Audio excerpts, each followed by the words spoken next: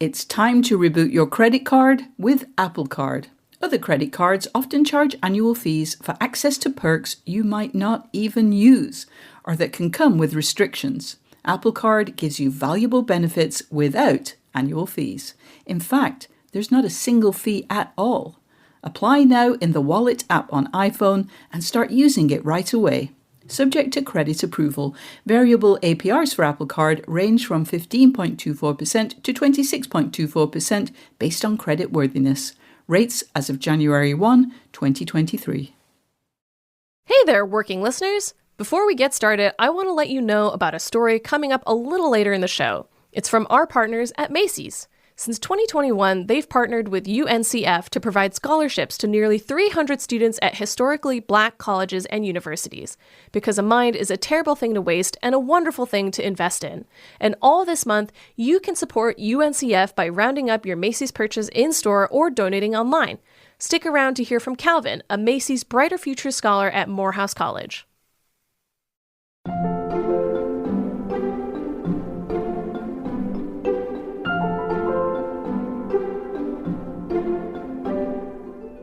When you go to write, always remind yourself nobody has to read it unless you show it to them. And if you don't ever see it worthy of sharing with others, are you going to tell me you wasted your time by writing? That's never a waste of time. Welcome back to Working. I'm your host, June Thomas. And I'm your other host, Karen Hahn. Karen, it is great to see you again, but I have to ask, the voice we heard at the top of the show, it sounded really familiar. Who does it belong to? I am delighted to report that that voice belongs to Tim Blake Nelson. He is an actor who has appeared in movies like The Ballad of Buster Scruggs, Oh Brother, Where Art Thou?, Minority Report, and shows like HBO's Watchmen and an upcoming episode of Poker Face. He has also written and directed movies including The Grey Zone and Leaves of Grass, and he's a playwright as well, most recently of Socrates, which starred Michael Stuhlbarg in its run at the Public Theater. Oh, good grief. Talk about a Renaissance man. And why did you want to talk to him now? He just published his first novel, City of Blows, which takes place in Hollywood and sort of focuses on the production of a movie.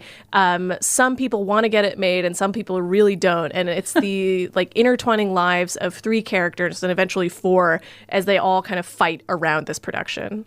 So you mentioned he's written plays before, but writing a novel is pretty different, right?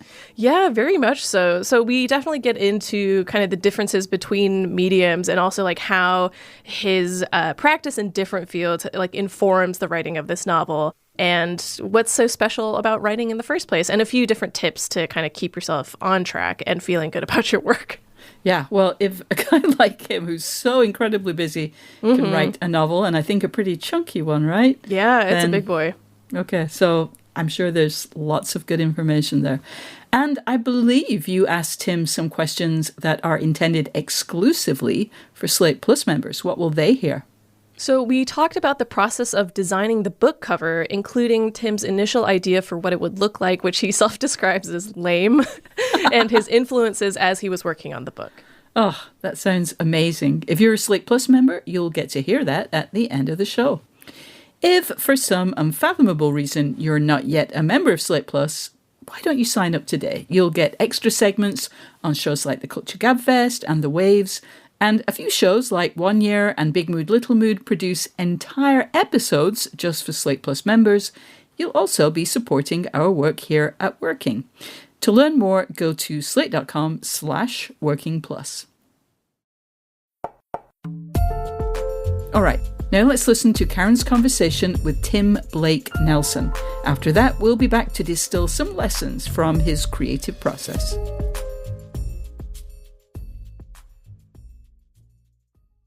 Hello, Tim. Thank you so much for coming on to Working.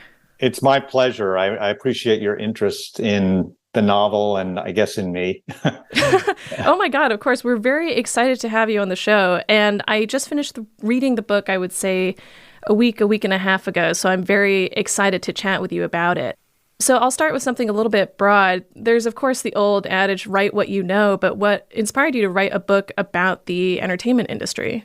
Yeah, I mean, it's my first novel, and I wanted to have some measure of familiar territory that I could traverse in the journey. And so I write about the entertainment industry, but then I get into some places that I didn't really know about. So I also like Chicago and Mississippi, and I don't live in Los Angeles. So a measure of research needed to go into that. Plus there's a segment on Long Island. So it was a good mix of what I do know deeply, which is how the film industry works and what sorts of characters inhabit it. But I also got to do some good challenging research too. And I wanted to talk about this as well, where the book deals with some, of course, like real life events like COVID shutting down Hollywood to a certain extent. And then there's the analog to the downfall of the Weinstein Company and the Me Too movement. Can you tell me a little bit about the decision to work in these real life events into your book and how much you were thinking you wanted to be, I guess, fiction versus drawn from reality? I'm always interested in that mix, the way that novels can anchor their, get a sense of veracity anyway, through anchoring events to topical issues or current events. And I always knew I wanted to do that in the novel, but you have to do it somewhat coyly or artfully, or your novel becomes topical. Right. That's why in the book, you do have a character who's very much like Harvey Weinstein, but it isn't Harvey Weinstein. You have a movement which in real life is Me Too, but in the novel, I call it 50.8. So that the novel is announcing itself as fiction, but as a distillation of truth type of fiction, so that you're always understanding you're reading a novel. This is storytelling, but you're sure meant to reflect on its setting as your own setting. It's really interesting, and I tried to do this in the book, when a writer plays with the truth, and I really mean plays with, so in a sense that it's playful and that has some scintillation to it, I guess. And I feel like reflecting on your own work is sometimes kind of tough. Like, I know I tend to be very critical of the things that I write or produce. Like, when you are reading your own novel and going over it, at what point do you think I've successfully done what I set out to do? Like, I think it's achieving this playfulness well. How do you decide with yourself that you've accomplished what you set out to do? When I set out to write the book, I didn't put any pressure on myself that I'd ever offer it to others to read. I just wanted to try and write a novel and see where it went. About 2/3 of the way through, when I'd written, I don't know, probably about 110,000 words, something like that.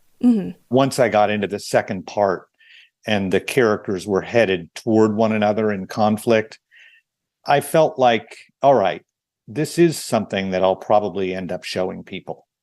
And that notched it up in terms of what I expected of it, because as soon as I was going to share it with others, the editorial process took on a different sort of feel. And even as I kept writing, I started editing myself as I was writing in a different kind of way. It just caused me to, I suppose, care a lot more about the story's presentation, because I didn't want to sully the form of the novel with some, with a book that wasn't creditable, and certainly not one with my name on the cover. And I also, just on a more base level, I didn't want to take it out and fail to get it published. Yeah. So it really did change once I decided others were probably going to end up reading it. And of course, once you start taking it out, that opens up an entire kind of second step of working on anything, which is working with an editor on what you've already written. How did you find that process as someone who's obviously had a lot of collaborative work in the past, like as an actor, as a playwright, as a director? What was it like kind of encountering it in the literature space? Well, to compare it to what you do as an actor, I mean, that it almost couldn't be more different, because as an actor, you perform in a movie and then it is truly your performance is edited together by other people. And at a minimum, that's going to be the director and an editor. Often, when you're in a studio movie, that's going to be a director, an editor, studio executives, maybe the head of the studio. And if they're test marketing the movie, then your performance gets inflected further by what audiences have to say on these scorecards that they fill out. And so you truly lose control of what it is you've offered once you leave the set. As a filmmaker, I generally have final cut when I direct movies, and I've generally written the script myself. Although a major difference is that because movies are so expensive to make, you really do have to take into consideration what your financier says and how audiences are responding. You can't be utterly insouciant in the way that you can with a novel. With a novel, you write it and then give it to a series of editors. If you're lucky and several want to do your novel, you end up choosing from among several editors. And then, yes, it's a collaboration, but the numbers aren't there like they are in the movie business. And so ultimately, you can do what you want. So as an example, in my novel, there are a lot of stories inside of stories because I was really interested in the way that a novelist can diverge and digress, hopefully while always moving a story forward. I wouldn't call what I wrote a potboiler. I think it's an easy read, but it is 450 pages. And you do get a lot of backstory for the different characters. And some people might be impatient with that. I'm not. It's what I wanted to do, and it's what I set out to do. And I got to make the final determination with input from my wonderful editor, Chris Heiser. But I got to make the final determination, and I didn't have to worry about a kind of popularity contest. I could do the novel on my own terms. And that's what's special about being an author, I think. And speaking of the differences between these fields, I'm also curious how your experience as an actor and as a director and player affects your fiction writing. Acting obviously involves a lot of character study where you kind of have to get to the heart of what does this person want, what drives them. Do you think that has an effect on how you write these characters and how you want to shape them in the book? I guess in a lot of ways, I was like, the little boy with the thumb in the dike, where I'd always wanted to write a novel and never had the guts or, frankly, the experience and ability to it. I do feel like it took me 45 years to when I was in my mid-50s before I said, all right, I'm going to try this. And during that time, I wrote plays, I wrote screenplays, I directed movies, and I acted, and I read a lot of books. I read a lot of novels. Short ones, long ones, prolix ones, lean ones. I mean, it was everything you can imagine. And I was just building up and building up and building up. Also, this is the thumb in the dike metaphor, a real appetite for being able to describe stuff in prose. Because in writing plays and in making movies, you don't do that. So in writing plays, it's dialogue. And really what a production looks like is up to the director. Right. In a novel, it's prose description. And that's why you go and read a novel. That's what's exciting. That's the novelness, not novelty, but the novelness of a novel. And I'm really interested, whatever form an artistic endeavor is taking, in the thingness of the thing. Why a play must be a play, why a film must be a film, why a painting must be a painting, why a novel must be a novel. And so I just let loose. I let all the water, that was behind that thumb just crash through the dam. And I liked writing a lot of words in describing the world of, the novel where these characters come into conflict with one another. Mm-hmm. I was lucky enough to attend a talk you did with Guillermo del Toro about your new book, and you mentioned with regards to kind of going to this degree of detail and describing what's going on, that you had to sort of teach yourself to be unafraid about going to that extreme. Was there a particular point after which you felt like you had overcome that, or kind of were only enjoying it rather than worrying that things were getting too long? I think ultimately I did restrain myself. The novel was much longer. It had many more digressions. And so I cut those back. The novel was, I'd say, easily 100 pages longer. So wow, maybe even more. I think the original draft would have been 600 pages instead of 450. So 25% longer. Oh my God. I cut back as much of it as I could I could have cut back a lot more. I cut back short of that because I wanted a degree of digression. There was this great quote from David Foster Wallace about Infinite Jest when his editor was just begging him to cut it back. And he said, no, I want this book to be hard labor for the reader. Now, I don't want that in City of Blows. Make no mistake, I want it to be an easy read. I think, if I'm walking down the beach on Fire Island this summer and I see somebody with the book, nothing will make me happier. So I think it's an easy read. I think the writing is clean, and the digressions at times, which are really stories inside of stories where you go into characters' backgrounds, are meant not only to be tolerable, but to be kind of fun and challenging in a good way. And you always get back to the thrust of the story.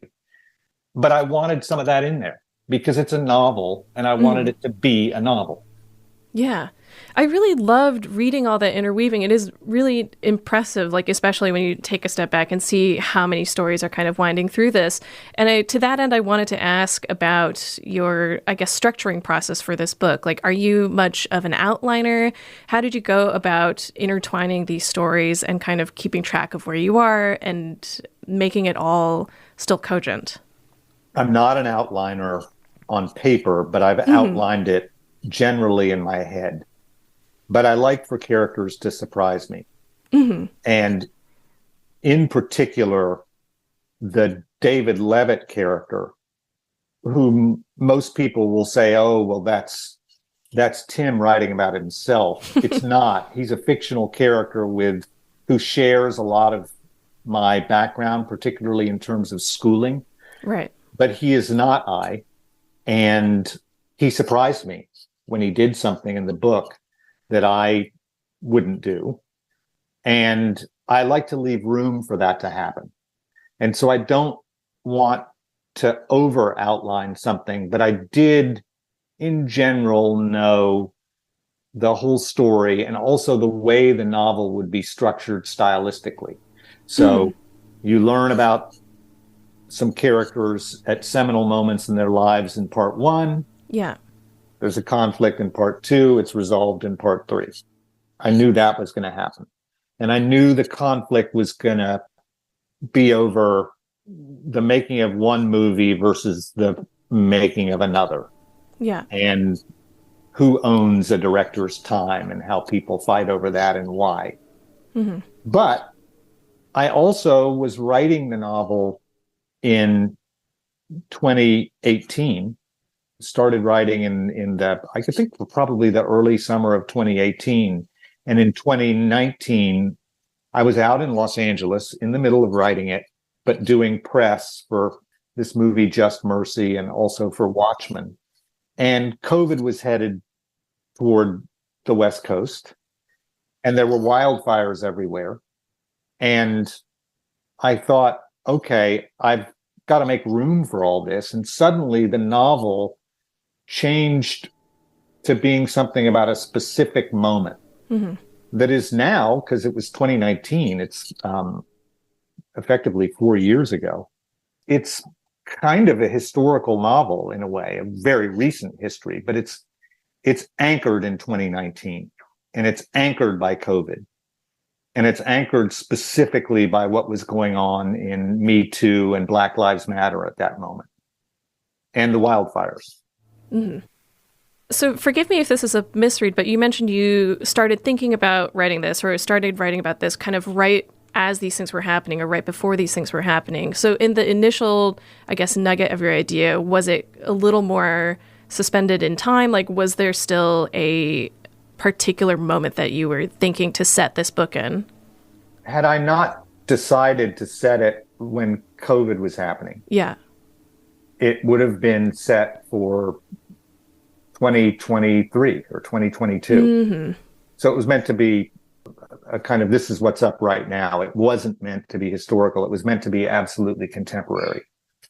And historical might not even be the appropriate word. I don't know what the statute of limitations is for something, being contemporary versus historical. But I look at the moment COVID came here as historical. Yeah, absolutely. We'll be back with more from Karen's conversation with Tim Blake Nelson after this.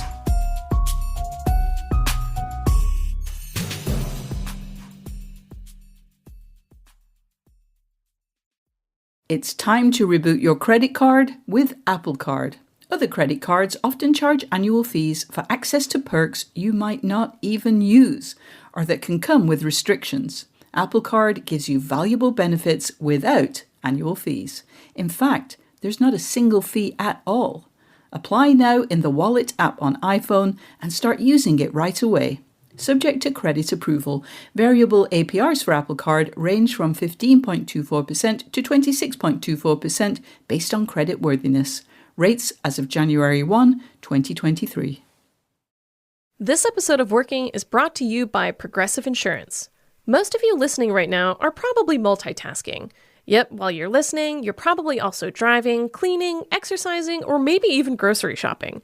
But if you're not in some kind of moving vehicle, there's something else you can be doing right now, getting an auto quote from Progressive Insurance. It's easy, and you could save money by doing it right from your phone.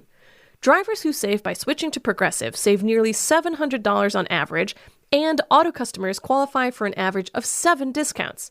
Discounts for having multiple vehicles on your policy, being a homeowner, and more. So just like your favorite podcast, Progressive will be with you 24/7, 365 days a year, so you're protected no matter what. Multitask right now. Quote your car insurance at Progressive.com to join the over 29 million drivers who trust Progressive. Progressive Casualty Insurance Company and Affiliates. National average 12-month savings of $698 by new customers surveyed who saved with Progressive between June 2021 and May 2022. Potential savings will vary. Discounts not available in all states and situations.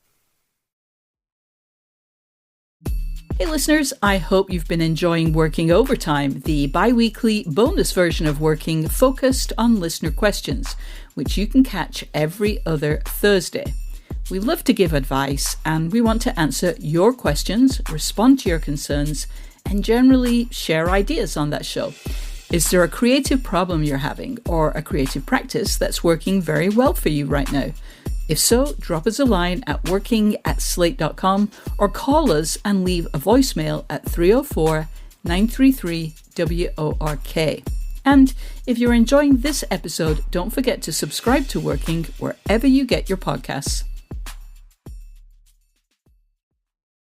Now back to Karen's conversation with Tim Blake Nelson.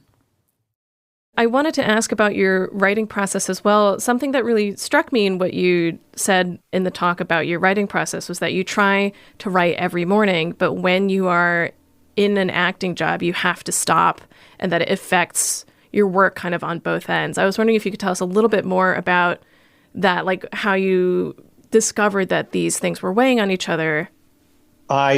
My career was going really, really well. I was getting work. I was lucky enough, and I never thought I would get to this stage in my life as an actor, nor did I ever think I would deserve it. I'm still not sure I deserve it, but there was more work than I had time for. And so I felt, well, I've got this solved. I choose these roles and then I go do them, and I know how to work and I do my thing, and I've got it licked. And when you believe that, something's wrong. That's what I learned. And what I would do, I was so hubristic in that way, is I would go off and do a part and write while I was working, and go into work every day and hand in these roles. And even when there was a setup change, they were just moving the camera and I had 30 minutes off, I would go off and write in my trailer. And I looked at my work and I thought, well, it's okay. Still pretty confident about it, but I had a niggling doubt maybe about some of the work I was turning in when I would see the movies. But then I suddenly felt how complacent and jaded I'd become. And I just looked around and said, I want to feel the way these younger artists feel. I've lost that. And I'll be damned if I'm going to keep going on in this complacent, hubristic way. I'm going to start over. And then I was lucky enough to get to work with Daniel Day-Lewis on Lincoln. And it was just, that did it. I just said, don't waste these opportunities you're having. You're one of the lucky few who gets to go from movie to movie and play these interesting parts. Stop wasting it. And I did an inventory of everything that I felt was inhibiting deeper and more exciting work. And at the top of the list was the fact that I was writing on other projects while I was playing a role. And it was hindering my concentration. And so I stopped. And it's one of the reasons that I hope, anyway, my acting has gotten better. I'm curious if how that manifests with your book as well. Like, obviously, you mentioned you started writing this around 2018, so this would have been a couple years after you had this revelation about your, I guess, working style. What do you do to, I guess, make sure that all of these projects like are interesting, whether it's acting or writing? Because this, I understand, you had to sort of come back to periodically as you were doing other jobs. I guess what I do, I mean, it's because this all started by asking about work habits and writing habits, is I've very much simplified my life as well. So I'm a father of 3 boys. The last one is about to leave, but while raising them, I would like to think, I mean, I think they would say I was a diligent and involved father. I'm the same way as a husband. I've been married 28 years now, 29 in June. I write, I direct, I act. I don't do any social media. I use my time diligently and with discipline. And so in a period when I'm not acting and I can be writing, I really write. And I do it every day. And I do it until my brain can't take it anymore. And when I'm playing a part, it's all about that part. I think you have to do that. I don't consider myself unique or special in this regard. I think that I look around and the actors and writer directors whom I respect, and certainly the novelists whom I respect, are also disciplined, and they organize their lives in ways that allow for, a level of performance that is going to reward them. I imagine that you're the same way. You concentrate on what you do, and you organize your life in a way that maximizes that. I just happen to do a lot of different things, and so I have to compartmentalize it. And then I suppose I get very zealous about my use of time. To that end, I feel like writing is one of those things that can get tricky with time, where you find yourself staring at the same word or page for an hour and realize that you haven't really made any progress because you don't know how to progress past that. Is that, you mentioned that you stop writing when your brain can't take it anymore. Is that the kind of thing that you have learned how to recognize, where you say, okay, like I need to stop for the day or else this is going to be a waste of my time? Yeah, I've lived for long enough now to be able to read what's up. It's really clear when I'm working on lines. What I do now as an actor is I like to show up on set with the whole script learned, so that I'm not learning pages the night before ever.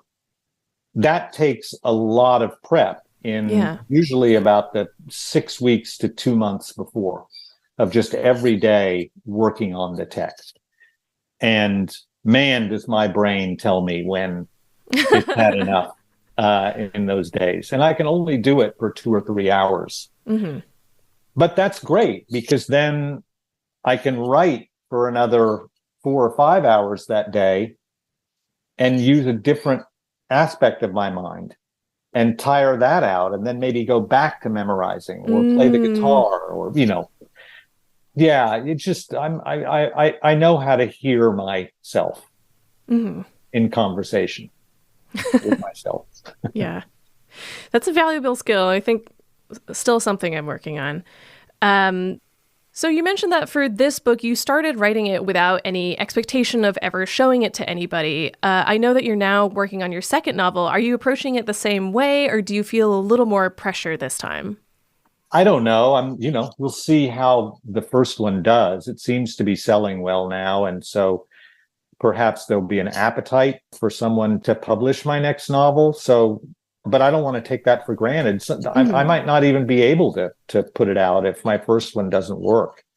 But no, I don't lie awake at night at all, thinking I've got to make sure that this one gets published. If it doesn't get published, I will not say, well, I wasted my time on that. And I feel the same way about City of Blows. Had nobody wanted to publish it, I wouldn't have despaired over that. I would have said, well, people didn't think it was good enough, and so therefore it didn't get published, and maybe I dodged a bullet. But I wouldn't have regretted any of the time I spent on it, because I honestly grew as a person and as a writer, and I grew in a sense of myself as somebody who could write a long form prose piece. And I was very excited by that alone, whether or not it got published. And I guess I feel the same about the next one. And that's liberating. It's not a trick I'm playing on myself. I say this, but it is incredibly liberating. And I always say to young writers who ask, well, I just can't get started. I'm so afraid. And I beat myself up. And what I always say is, when you go to write, always remind yourself nobody has to read it unless you show it to them.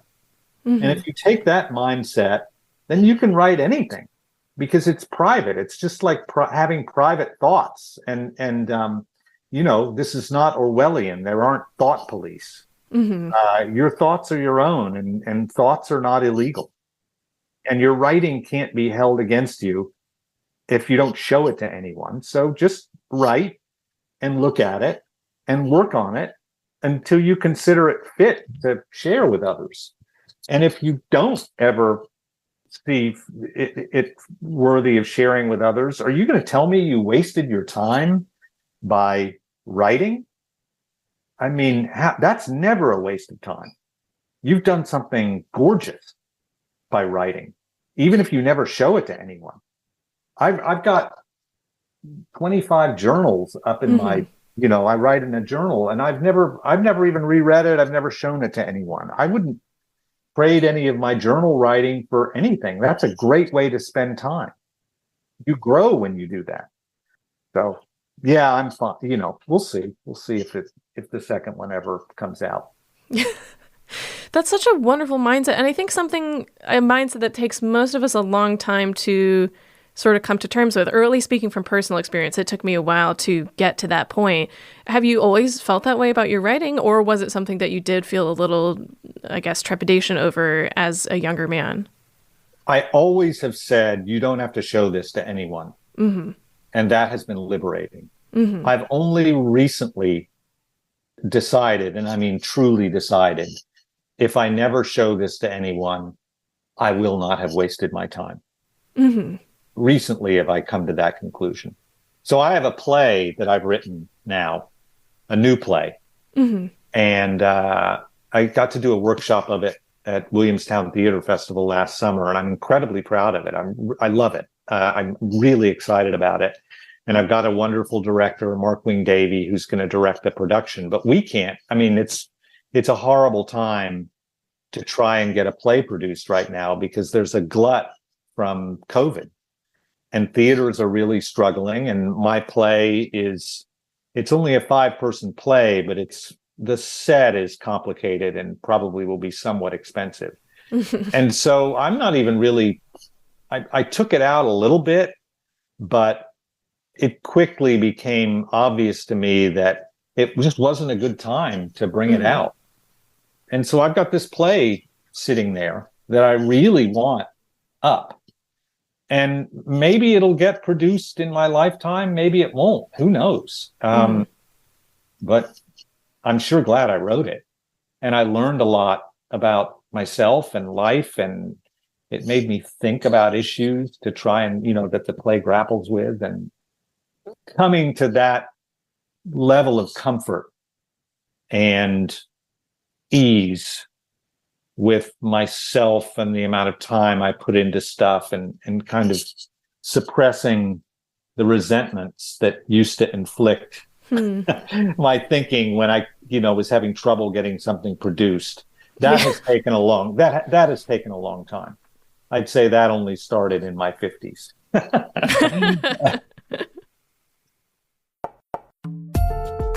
Thank you so much for taking the time to talk with us about your new book.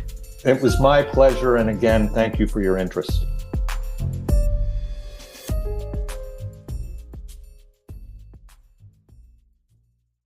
This podcast is brought to you by Slate Studios and Macy's. Hey y'all, what's up? It's your girl, Lene Vanee. I'm a writer, creator, and a change maker. And take it from me, when you set out to change the world, it really helps to know someone has your back. That's what Macy's is doing with UNCF, funding scholarships at historically Black colleges and universities so students like Calvin can thrive. I am Calvin Bell III, a junior at Morehouse College. I'm very passionate about the criminal justice system. As someone who knows firsthand through my father, he lost his life through the criminal justice system. It taught me to be a scholar activist and use my scholarship and research to learn how can I advocate for those who are incarcerated and behind bars. Being a Macy's UNCF Brighter Future Scholar has opened up even more doors for me. I'm looking towards grad school as well as law school to ultimately be able to be a public scholar, to teach classes around political theory, political philosophy, as well as carceral studies. When you are buying your suits, shirts, shoes at Macy's, you're doing something even bigger than that. You're reinvesting into the minds of students like myself. Now's the time to help more students like Calvin. All this month, when you round up your purchase at Macy's or donate online, you'll help fund UNCF scholarships for HBCU students across the country. Find out how Macy's is creating brighter futures for all at Macys.com/purpose. This episode of Working is brought to you by Season 3 of The Relentless, the hit podcast redefining success. Whether you're an entrepreneur or just someone looking for a little inspiration, The Relentless has got you covered. Join host Kristen Meinzer as she gathers the best advice on how to move fearlessly in business and beyond. Learn when and how to quit with former poker champ Annie Duke. Discover how to face fear head-on with Michelle Curran, the second woman to fly as lead solo in the Air Force Thunderbirds. Or hear how nonprofit executive Stacey Smedley is revolutionizing the construction industry to combat climate change. The Relentless moves past generic business advice to bring you inspiring stories and insights from trailblazers finding creative ways to succeed. From Slate Studios and Century 21 Real Estate, The Relentless is one podcast you won't want to miss. Listen wherever you get your podcasts. Karen, I really love that conversation. First of all, he's crazy smart. But I particularly enjoyed hearing how Tim's process, and especially his understanding of what he needs to do to produce the best possible work, has evolved over the years. One thing that really struck me about that was his decision to prioritize focusing on one big thing at a time. You know, he stopped writing between takes when he was working on a movie because he realized it wasn't good for either the quality of his acting or his writing. And that's something that freelancers, which after all is a group that includes actors, directors, and writers, often have a hard time with because you typically have to combine a whole bunch of projects to pay the bills. So I wonder, do you have any advice for producing your best work when you have to switch from one project to another with some frequency? It is really hard. And I was similarly struck by what he said about that because I was like, this takes a lot of introspection, I feel like, to get to that point, to know that about your work and your process. Yeah. More broadly speaking, I think the best thing I can say, especially if you're not really in a position where you have the luxury of, say, taking a month off just to focus on a script, which is something I dream about all the time, then the best thing you can really do is to prioritize and also make sure that you leave yourself markers as to what you did and what you intended to do next in case you have to leave a project on the back burner for a while. By prioritizing, I mean figuring out what project needs to get done soonest, whether it's because you have a set deadline or because the payday you'd get from it would help you in the short or long term. Yeah. And then knocking those things out, especially if it's something that you know you can do quickly and just get it off your plate. Yeah. And again, for more long-term or intensive projects, it's really important to make sure you haven't totally forgotten what you were doing when you jump back into it, as I expect you may not be able to only work on that for as long as you'd want to or until it's finished. Yeah, that's such good advice of like, just leave some breadcrumbs for yourself because I know I've done that. Like you think, well, I'm not going to forget. This is my life's work. How could I forget? And then you come back to it after even just a few days and you're like, sorry, what was I doing? Yeah. What was this about? Yeah. So that's very smart. But I was very convinced when he said he uses his time diligently and with discipline. And, I actually found it pretty inspiring because, he's obviously mega successful. It's not necessarily all that relatable to someone like me, but that, of course, he must have not only prioritized, but prioritized very well. But when you're lower down the achievement ladder, it can feel important to do some of the things that he said, I just don't do that. I don't do social media, he said. Right. Well, I feel like I need to kind of be aware at least of building a network and marketing and, doing all the other things that he has been able to eschew. What advice do you have about that? It really is such a tough balancing act. And there's a degree to which, especially in the contemporary landscape where everyone seems to need a side hustle and audience size matters almost as much, if not more, than whether you're actually good at your job, that what you're talking about, this networking and self-marketing, feels like it is inherently a part of your job or something that you have to do. It just doesn't seem like something you can ignore or leave by the wayside. And the problem is that it often does feel distracting. Like the time that you spend emailing people or DMing people takes away from the time that you could be spending actually creating work. Yeah. As for part of my answer, I don't think this is necessarily universal or something that'll be a salve for everyone. But I think the answer to at least the networking problem for me has been to have networking in mind less and making friends in mind more, if that makes sense. Like the people that I meet and the relationships that I want to cultivate are with people that I want to spend my time with outside of work. That they could or couldn't help my career is kind of immaterial to that. It's just like, I like this person and I want to spend more time with them. Because if you solely think about people in terms of what they can do for you, they'll mostly be able to sense that, and it's not a good basis for a relationship. Right. As for self-marketing, though, this is a lot harder. I really don't know how to avoid it, because for anyone who hasn't already established some measure of success or has some wealth to fall back on, it unfortunately feels extremely necessary. Right. I think I may have said this on the show, but literally I've been told like one or maybe two jobs when I got the jobs, they were like, one of the things that we did consider when hiring you is that you have a relatively large like audience built in. And I was like, this sucks. Like this shouldn't be something that was taken into consideration. Yeah. And I think you can sort of see that people don't like doing it either, in that when people reach a certain stratosphere of success, you can see a lot of people kind of drawing back from social media or handing it off to an assistant. Yeah. He also mentioned making the best use of time by identifying tasks that use different parts of the brain so that you can switch to task 2 when you just can't do any more task 1 for the day. Is that a strategy you use? And if so, could you share what you switch to when you can't do any more writing? It's very practical advice. Yeah, and right. I think it's something that I do too. A lot of the time when you've hit a wall for the day, you can kind of tell pretty easily that you're like, I'm not going to get anything more done. Yeah. I'll say that my particular method might not be super productive though, and that my switching tends to be like between writing projects. So it's still writing. And in those cases, it's a matter of feeling more inspired by one thing in that particular moment, like having a better sense of where that story is going or having a specific idea for a scene. Whereas with the other project, I'll just have nothing. But in the cases where writing as a whole feels impossible, there's a mix of things that I'll move on to, some more productive than others, from like sketching or doing chores or playing games or watching a movie. So it kind of just depends on the day.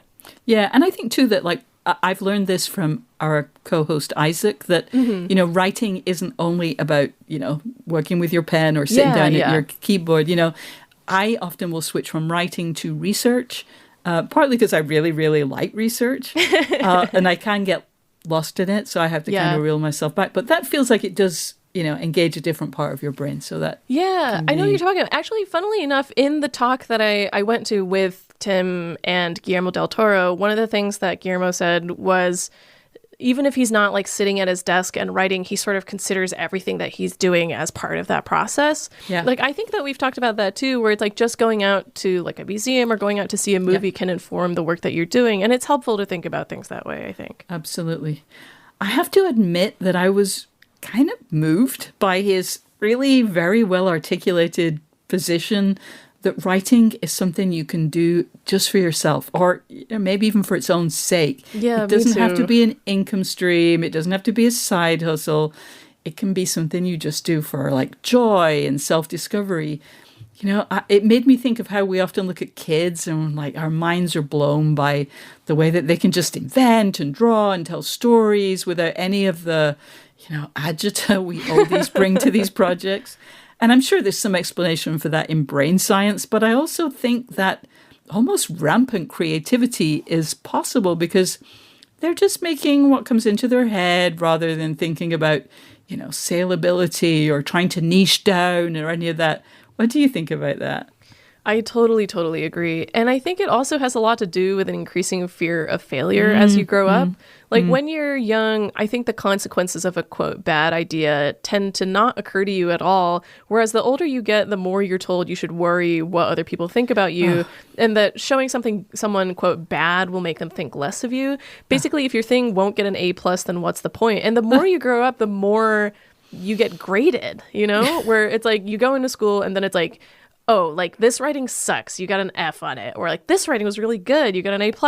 And then even after that, it's like you feel like, we've talked about like not taking pitch rejections personally, but it's hard to, because when that happens, you're like, oh, my idea was bad, like something that I did was wrong. More and more, your idea, the success of your idea tends to hinge on other people as you get older, which is not something you really experience as a child to that degree. Yeah. And I struggle with this a lot too. Like I get frustrated when I'm not good at something straight off the bat. I don't like showing people my writing until I think it's good because I have trouble convincing myself that it's for me or that it's wonderful that I've written something in the first place, but I'm trying to get over it. Yeah. And I really do think too that, I mean, as he mentioned, you know, he's in his late 50s and he's done, you know, he's got a lot of reps in. He's, you know, what did he say? He's got 45 journals, you know, he has all of that material that, you know, wasn't for production. You know, he's writing his first novel after he's 50 but he'd written a lot in various genres and he, you know, he just had more of a sense of the joy of it. So yeah, that feels relevant too. Yeah. Well, that's all the time we have this week, unless, of course, you're a Slate Plus subscriber, in which case you will soon hear a little something extra from this week's interview. But that's not the only benefit of Slate Plus membership. You'll also get extra segments on shows like this one and Culture Gabfest and The Waves, entire bonus episodes of shows like 1 Year and Big Mood Little Mood, and you'll never hit a paywall on the Slate site. Thank you so much to our guest, Tim Blake Nelson. Go read his book. And thank you to our superb producer, Cameron Drews. We'll be back next week with Isaac Butler's interview with Tarn and Zach Adams, the programmers behind the computer game Dwarf Fortress. Until then, get back to work.